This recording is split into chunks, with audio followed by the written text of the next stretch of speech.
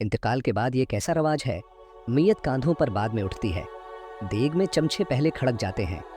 घर वालों की दहाड़े कम नहीं होती कि मसाले बनने की खुशबू फूटने लगती है। कब्र ठीक से तैयार नहीं होती कि खाने के बर्तन सज जाते हैं। आंखों में आंसू खशक नहीं हो पाते कि अजीज व अकारिब के लहजे पहले ही खुशक हो जाते हैं। चावल में बोटियां बहुत कम हैं। बिरयानी सादी क्यों बनवाई? मसाले वाली बनवा लेते। कोरमा बहुत पतला हो गया है, कुछ तो गाढ़ा करवाते। फिला ने रोटी ही नहीं दी। क्या रोटी कम मंगवाई थी तो वो है? क्या गरीब थे तो खाना तक सही नहीं बनवा पाए? पुलाव बिरयानी में बोटी नहीं है, 2 किलो गोश्त और नहीं बढ़ा सकते थे। मरने वाला तो चला जाता है और लोगों को अपने खाने की पड़ी रहती है। अगर एक वक्त का खाना देर से खा लेंगे तो क्या उस्मान? नीचे जाएगा होने वाला इंसान तो ये सोचता है कि हम किसी के इंतकाल में नहीं, किसी की शादी वलीमे में आए हैं। इंसान जब घूमने के लिए अजमेर कलियर शरीफ वारिस पाक या और कोई मज़ार या कहीं पार्टी या पिकनिक पर जाता है तो होटल में रहकर 3 से 5 दिन तक खाना खा लेगा।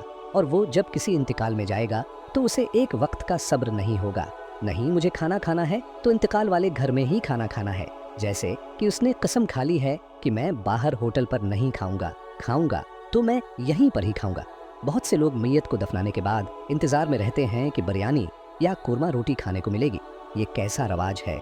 जनाजे में होने वाले बहुत से लोग उसकी याद में बोटियां खाएं, रोटियों की गनती करें और गोश्त कम है इसके ताने दें। खुदारा इस रवायत को बदलो। ये क्या तरीका है कि जनाजे पर भी जाना है तो रोटी खाकर, इना है बिरयानी खाकर, इना है कुर्ब जो जवार की बात न करें, जो दूर से आए हुए लोग हैं। अगर ज्यादा भूख लगी हो तो किसी है होटल पर खाना खा लिया करें। आज से दिल में पख्ता इरादा करें कि कहीं भी जनाजे में शिरकत करना पड़े, चाहे 1000 किलोमीटर ही क्यों ना हो।